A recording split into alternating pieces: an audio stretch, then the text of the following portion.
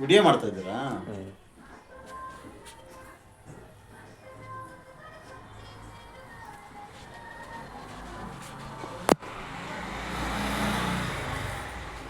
ತಿರುಗಿಸಿ ಕಡೆ ಇನ್ನೊಂದ್ಸಲ.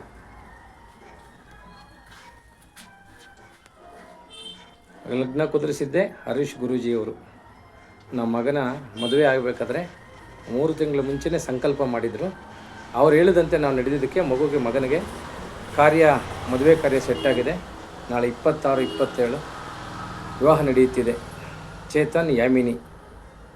ಗುರೂಜಿ ಹರೀಶ್ ಮಂಚೇನಹಳ್ಳಿ, ವಿಷ್ಣು ಜ್ಯುವೆಲರ್ಸ್. ಇವರು ವಾಸ್ತು ಮತ್ತು ಜ್ಯೋತಿಷ್ಯದಲ್ಲಿ ಪ್ರಖ್ಯಾತರಾಗಿದ್ದಾರೆ. ಇವರ ಮಾರ್ಗದರ್ಶನ ನಾವು ತಗೊಂಡಿದ್ದರಿಂದ ತುಂಬ ಅನುಕೂಲ ಆಗಿದೆ.